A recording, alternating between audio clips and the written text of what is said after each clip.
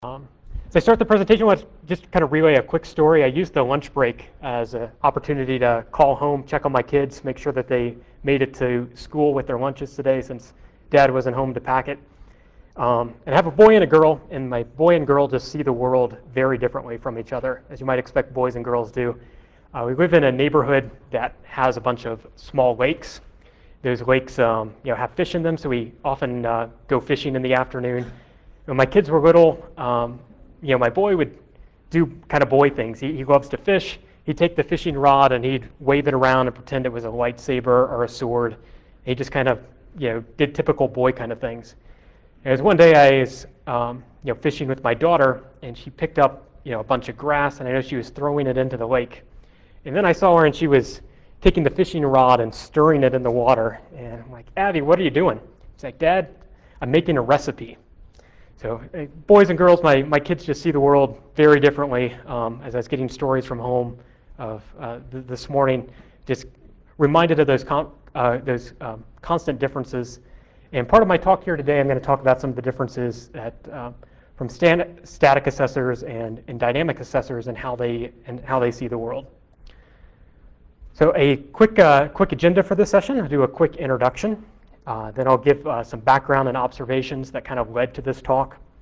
Then I'll talk about some ways that dynamic web assessors can use various static techniques in their assessments and show off a little tool that a colleague and myself developed, and then give you a couple takeaways.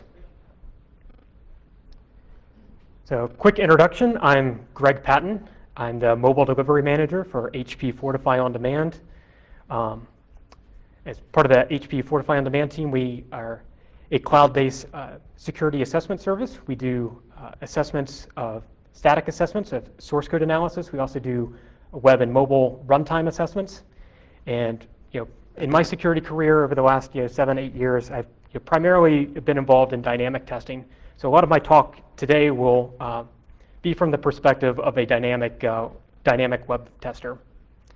In preparing for this talk, I did some quick research. I hit the Wayback Machine and determined that I attended my first OWASP meeting way back in June of 2007. And that was it's actually the Houston chapter's very first meeting. So been involved in OWASP for a number of years, and I'm thrilled to be here with you guys here today.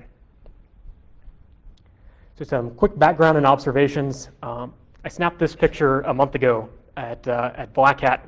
I was talking to Waspy, and I love this picture because it looks like, at first glance, you might think that Waspy's been out in Vegas partying too hard.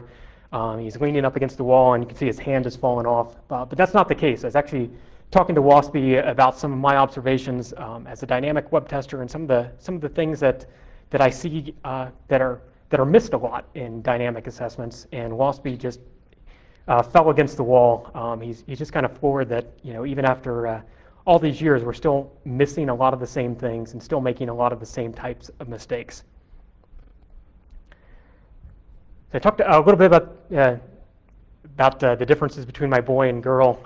I see that we have a lot of divides within our industry. We have the kind of classic security versus usability battles. I think we've all had these discussions before. I think complex passwords are kind of the common security versus usability battle. The security folks are try to implement a password policy that's extremely complex, 128 character password that must have mixed case, uppercase, lowercase, special characters. Oh, and you need an auth token as well, another special code that you have to enter. And then the business side says, yeah, that's really nice. We're interested in security, but what we really want is just we can enter a simple passcode that our users can enter, and we'll just do 1, 2, 3, 4 and hit OK. We constantly have this security versus usability battle. And here at this conference, we have a builders versus breakers track. This is obviously the breakers session. We're going to talk about breaking web applications. We still have this divide between builders and breakers, and this common separation. And the divide that I'm going to concentrate on here today is that divide between static and dynamic. Both the assessors that run static and dynamic tests and the folks that initiate static and dynamic tests. I think we see the world a little bit differently. And both sides try to argue that static is better or dynamic is better. When really, there are pros and cons to both approaches. On the static side, the static folks will tell you that we're looking at the source code. We've got kind of a true, we can see the full application. We know exactly what's happening. We can do deep dive into your data flow analysis. We can pinpoint exactly where your vulnerabilities are, give you back stack trace information, give you back line of code of exactly what you need to fix. And the dynamic guys will say, well, that's really nice, but you guys tend to over-report vulnerabilities. You report a lot of vulnerabilities that aren't necessarily exploitable when we execute the application at runtime. A lot of things that the web server or other ways that the application was deployed, there might be other compensating controls that negate a lot of your findings. So dynamic's better because we get kind of a true picture of the application at runtime. We can see how the application was deployed.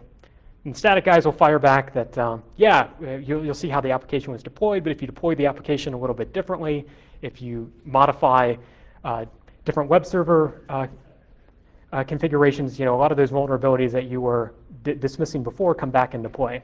So we have this kind of constant back and forth.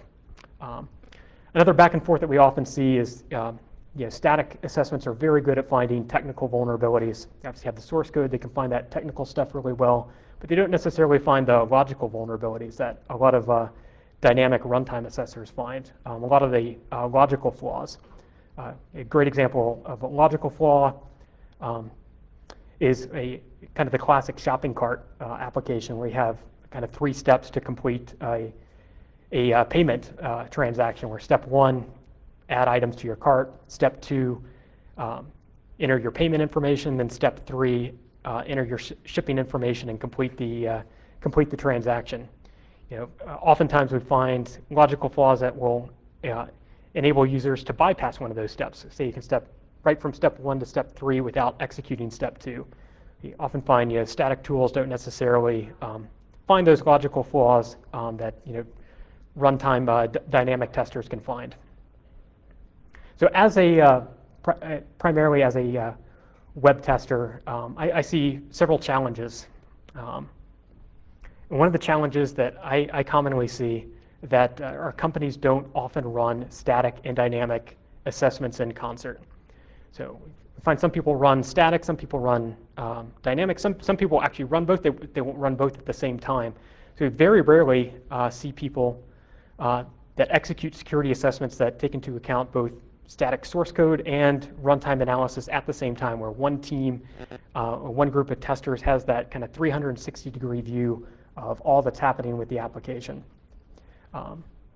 Some folks do build in static and dynamic testing into their SDLC. We see a lot of times folks will run static assessments while they're developing their application. The developers will go through a couple iterations, then they'll throw the code over for source code analysis. They'll get those results back, implement some changes, go through a few more iterations, and then throw things back for more static source code analysis.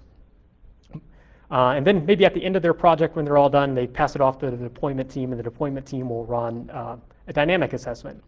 But the dynamic assessors tend to very rarely get the benefits of seeing the results of all those previous static findings. So we tend to compartmentalize these types of security assessments. We just find that very few people run static and dynamic together where there's one testing group looking at it all. Another challenge I see is the dynamic testing tools are still missing a lot of things on the client side, specifically a lot of JavaScript and DOM-based vulnerabilities. I think our dynamic scanners have gotten a whole lot better over the last 7 years, but we're still just missing a whole lot. With WebInspect, Acunetics, the other products as well have more deep dive analysis into JavaScript, but they're still missing a lot of DOM-based elements. And all that client-side data is often information that dynamic testers will often kind of gloss over as they target a lot of the back-end operations. And a third challenge I have as a dynamic tester is I very rarely get source code to analyze. And kind of the common phrase, you've all probably heard it at one point or another, there's the quote there, "Oh, there's no source code available." Maybe this is because the deployment team doesn't work as close with the application team or development team, and they don't have the source code. Maybe it was developed by a third party, and that third party doesn't want to release their source code. Whatever the case, it seems that dynamic testers very rarely receive source code for analyzing, and this is troubling because I talked to a lot of my friends in the industry, a lot of friends that are embedded within various companies doing application security assessments within their companies, and they have static analysis tools. They'll have a Fortify SCA or a Checkmarks or other tools available to them, and they don't necessarily have an opportunity to run them because they never get the source code.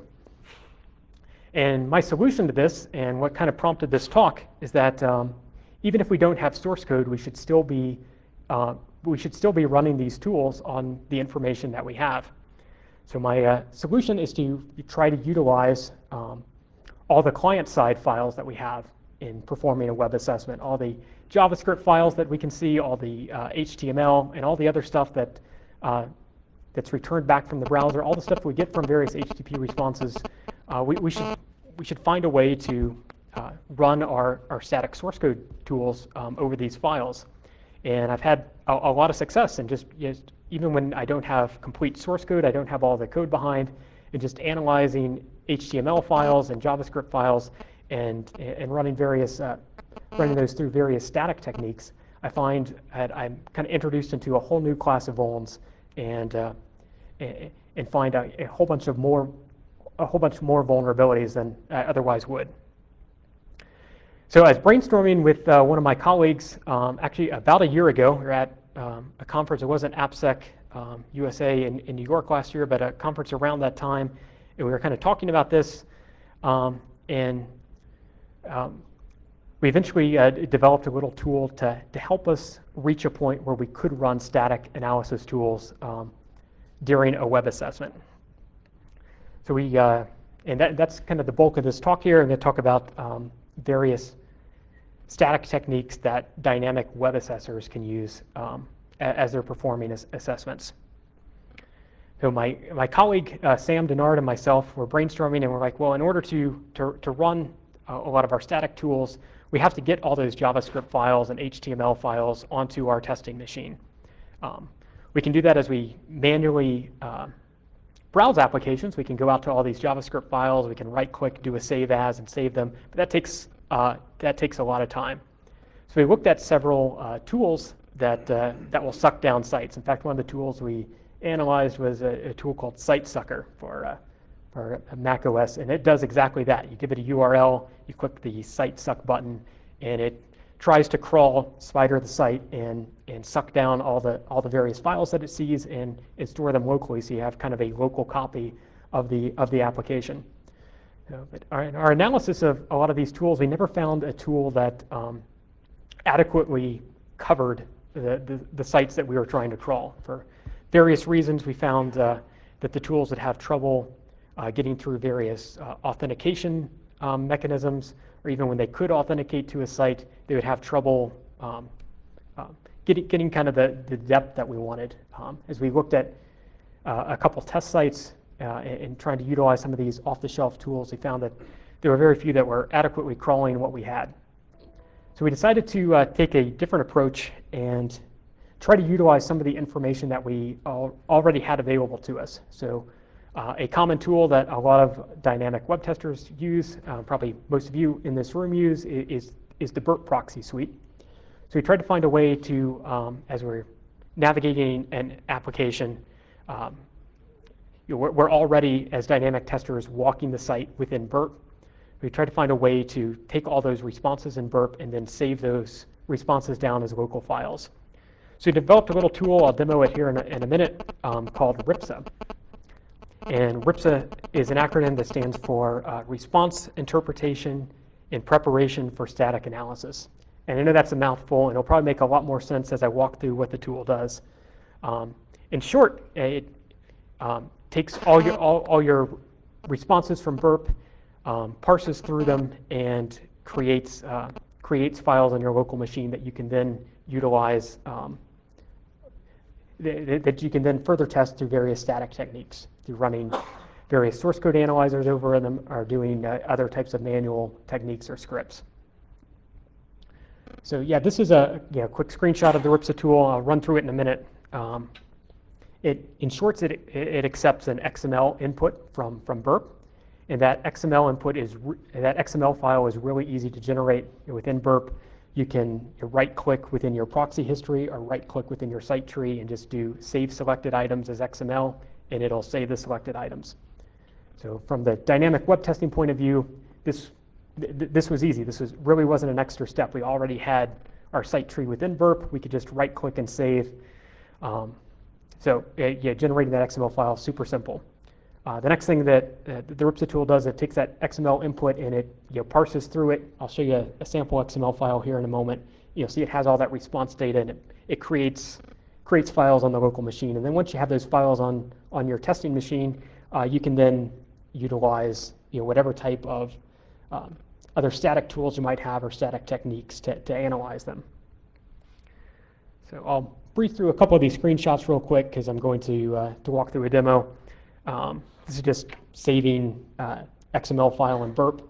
That it's just as simple as right-clicking and hitting the Save as XML button. And then the RIPSA tool analyze that XML file and parse through the XML and create local files on your machine. We're creating them. We're grouping them by file type, and I'll tell you why in a few minutes. And then once they're on your local machine, you can use whatever types of tools or other techniques to analyze them. Obviously, being HP, I like to use Fortify SCA. Cool. Now I'll run through kind of a quick demo. And I don't trust the demo gods at a big conference, so I kind of pre-recorded a quick video, hopefully to ensure that this will go smoothly. So in this session, I'll just kind of quickly walk through using the RIPSA tool and how I think it's useful. So the first step in utilizing the tool is to gather a bunch of traffic in your. So here I picked a test site to analyze. I thought the AppSec site would be an appropriate target. You can see based on the countdown here, I kind of waited to the last minute to create this video. Nothing like procrastinating to the last minute. But here I'm walking the site and I have Burp capturing all my traffic. And after I fully walk the site, hit all the pages and resources that I want to, I'll then have all that information within my proxy tool. So within Burp, you can see I've navigated the AppSecUSA site. I've found a lot of interesting files, a lot of JavaScript files, a lot of other types of files. I also went back and hit some of the other subdomains, like some of the 2013 information. I can just highlight all. Then within Burp, I can just highlight all that I want to copy and do a save as XML. And you can see here, you can do this both from the proxy history or from the site tree. I'm doing it from the site tree just because I find that a little bit easier. And you can see that I have my site tree kind of narrowed down to only the items that were within the scope that I defined. You could further add additional filters if there were just particular file types that you were after or particular other information that you were after. You could further utilize Burp's filters to just save the items that you want. And this save, I think it takes like 90 seconds here to save, which is going to seem like 90 minutes. And it's going to take a long. Obviously, the duration of the save is dependent on how many files you crawl and how big those responses are. Part of my crawling, I crawled through all the 2013 presentations, so all those PowerPoint files were, each of those were a couple megabytes, so I think that made this save process a little bit longer.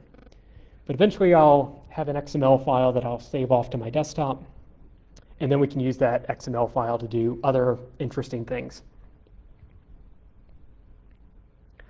Cool, while I wait for the save here real quick, I'll just quickly mention you probably noticed that RIPSA tool was a Windows application, and my colleague Sam and I developed it in .NET purely because we're most familiar with .NET, and we were able to code it very quickly. We already knew how to parse XML. Obviously, have a kind of a call out to the community later. We'd be very interested in seeing what you guys think, if it'd be a useful burp extension or maybe something that we could add to Zap. Cool, we can take a quick look at the XML file that was saved. See, it's just a straightforward XML file. For each request, we've got a URL, some other interesting metadata, and then it has the response data, which is what we're truly after. And let me pause this real quick. You can see in the XML elements, one of the things that is extremely useful to us is in the way that burp is storing the data. It has a XML tag for extension, which was extremely useful, as we didn't have to analyze the URL or parse or truncate the URL query to figure out what type of file it was. So you could basically take the response, take the whatever type of extension it is, and just write it out as a file. So now I'll demonstrate kind of doing that with this RIPSA utility. And as I just mentioned, RIPSA is a Windows utility, purely because that's what we were able to code and develop very quickly. The RIPSA utility has a little configuration file that enables the user to set a couple defaults. You can set the default input folder, default output folder, and a couple other defaults as well. Using the tool is really quite easy. There's really just a couple of data elements. You provide an XML file as an input. So here we'll select the XML file that we saved off from burp that has our site tree. We'll select an output directory, the folder where we want to write out all the files that we create. And then there's an option here for basically to scan. And we can, you probably notice there's a little text box here where we can specify exactly what file types to write out. And I click the checkbox just to write out all file types. You can see I set the output directory to my ctemp out, and I navigated out to that directory just so you could see that that directory is empty.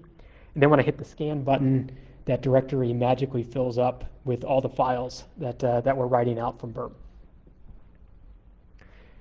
And once I get those files on my my local machine, I can really do a whole lot more analysis with them.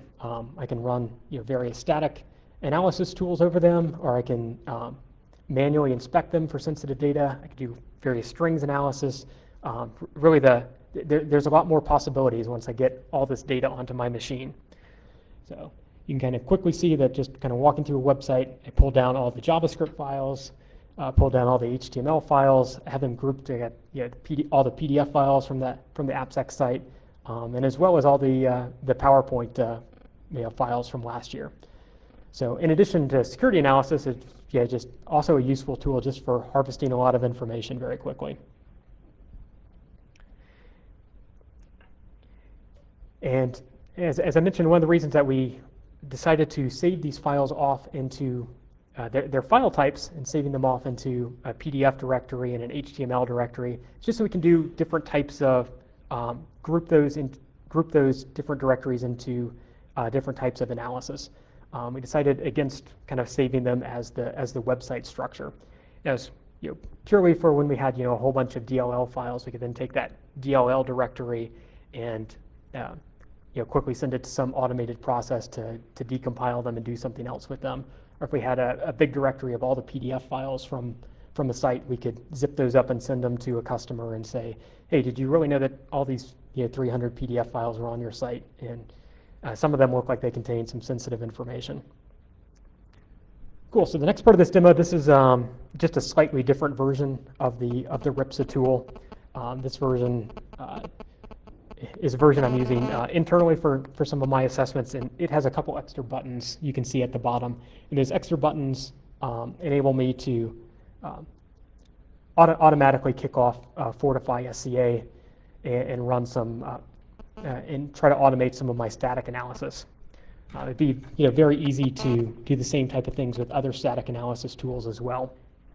So this part of the demo, walking through really the same steps, parsing through that same appsec.xml file, writing all those same files out, to my directory, and then I can run some more static analysis over them. Cool. Actually, let me back up just a second. This might happen really fast, but just wanted to show those kind of two buttons at the bottom as something that I use internally to kind of script out some of my automated testing. This becomes very easy to pull down all these files and then automatically kick off a Fortify SCA scan. You could do the similar technique if you were using check marks or FXCOP or some other static utilities as well.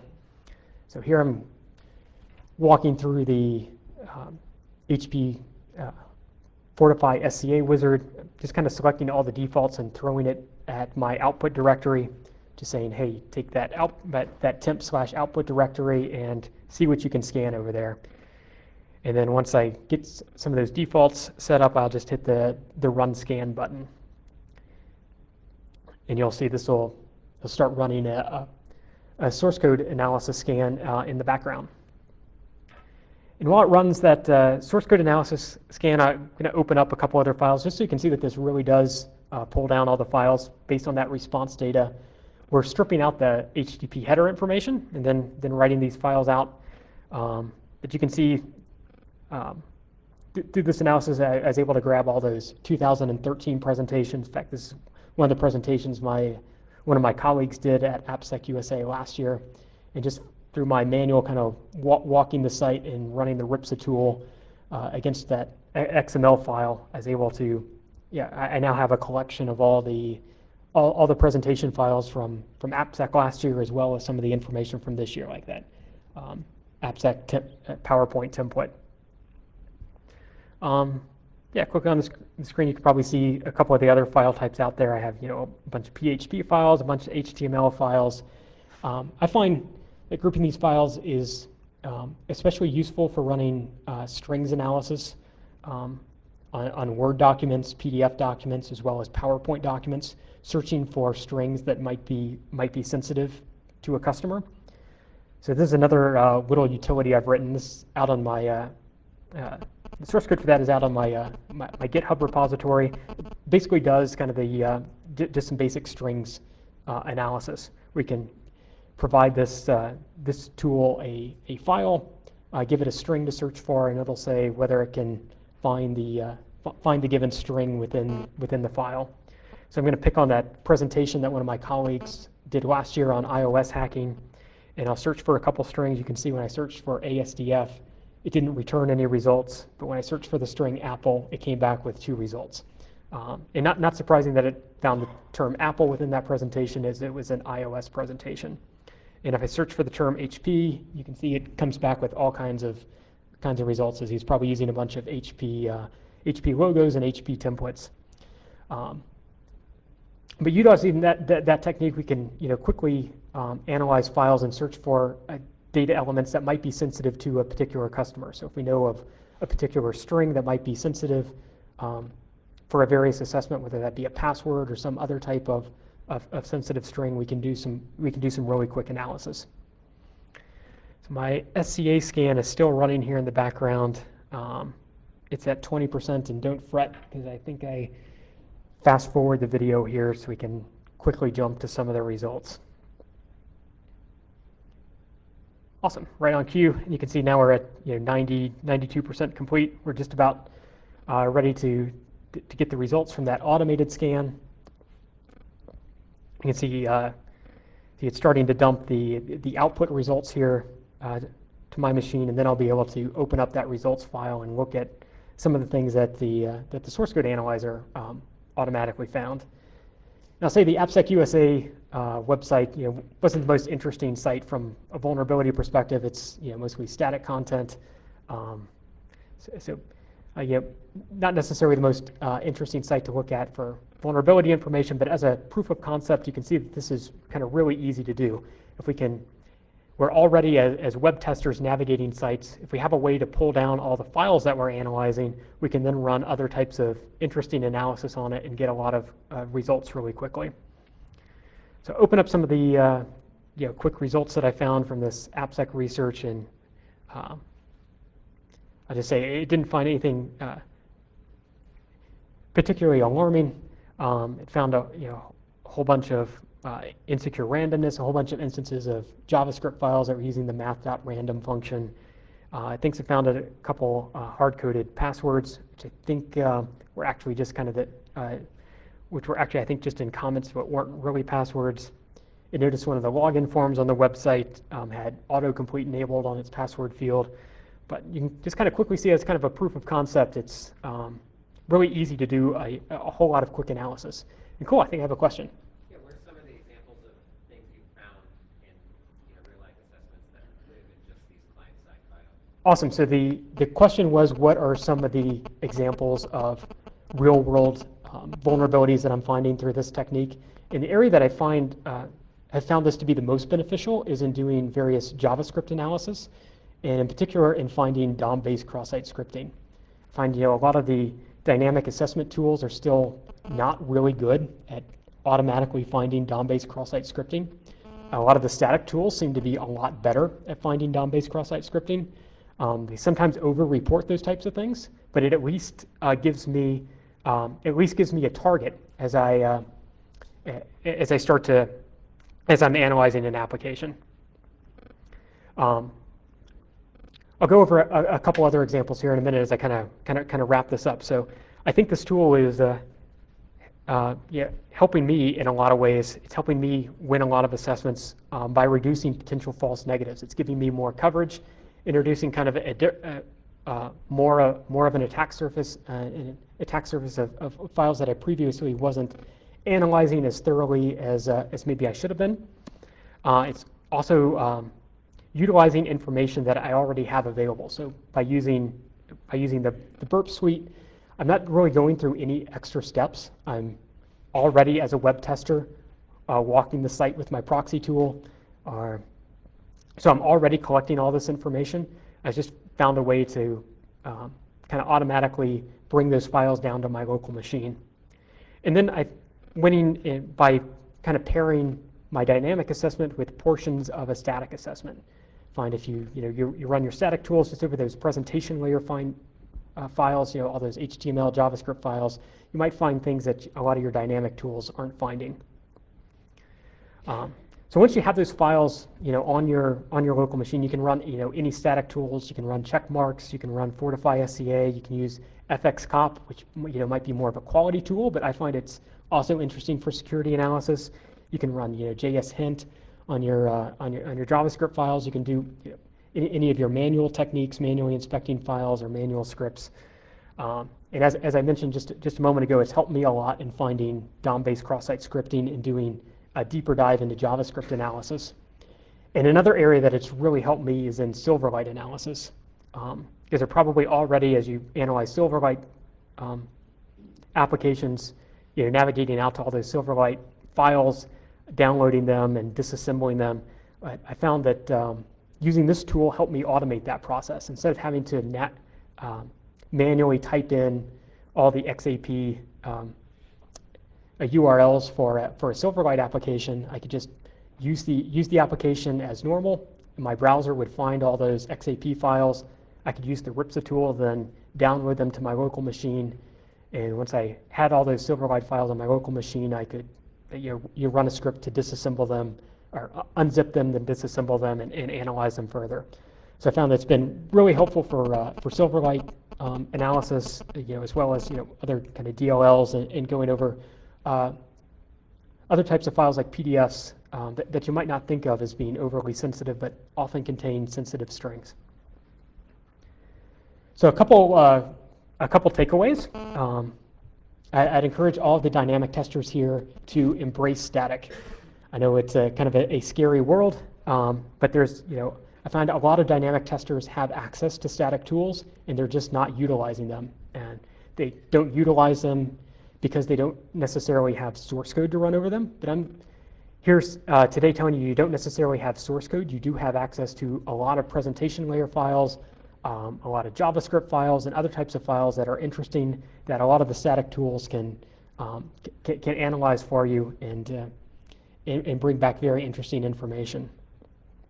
Also, as kind of just a general takeaway, I encourage the dynamic folks to kind of embrace static results as a way of helping with content discovery. I love it when I can get static results before I start a test, because it helps me really identify the targets that I'm going to go after.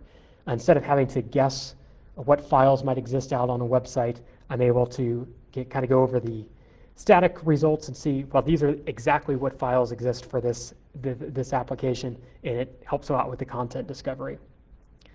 So as I'm running out of time, I just have a quick call out to the community. As I mentioned, I've been attending OWASP meetings for the last 7 years, and OWASP has been just a fantastic organization, both in getting information out and as well as a sounding board for just bouncing ideas off various colleagues. So I'd a call out to you guys for just ideas on whether you think I'm nuts, maybe this technique just doesn't make any sense, or maybe some of you guys find this useful and have other ideas on how we could extend this. I quickly used Burp because it's a tool I was more familiar with than Zap, and I also found that Burp had that saved XML that had all the information I already needed into it. But maybe there's an opportunity to create a Zap extension or find a way to have Zap automatically suck down your site and save files locally for you. So I'm open to ideas. I'll be hanging around the rest of the day, and tomorrow I'll be around the HP booth quite a bit. Would encourage you guys to stop by and chat. Before I wrap up, I want to give a special shout out to a couple folks that helped with this project and encouraged me to get up on stage here today. Most notably Sam Denard, who is kind of my right-hand man in developing the Squirrel RIPSA tool. Sam was kind of my sounding board for figuring this all out, and just a tremendous resource. And then I want to give a special thanks to David Nestor and Mark Pfefferman. Mark is here with the Denim Group here today. He's hanging around the Denim Group booth. And both David and Mark encouraged me to speak. And in fact, I think David may have submitted this abstract for me. So appreciate their encouragement and getting me involved and getting me up on stage here today. And also just like to mention, I'm 95% sure that first OWASP meeting I attended way back in June in 2007, that Sam, David, and Mark were all at that meeting.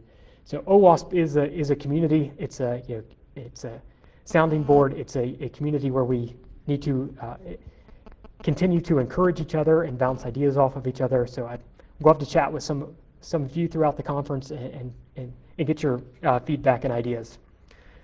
So finally, if you want to reach out to me, I know you probably won't remember my name after this session, but you might remember my email alias. I'm hacker@hp.com. Hopefully that's easy to remember. If you email me, you'll find a way to make this tool available if you're interested. I'll talk with the AppSecUSA organizer, see if there's a way I can post it, and would love to hear from you. Great, thanks for your time.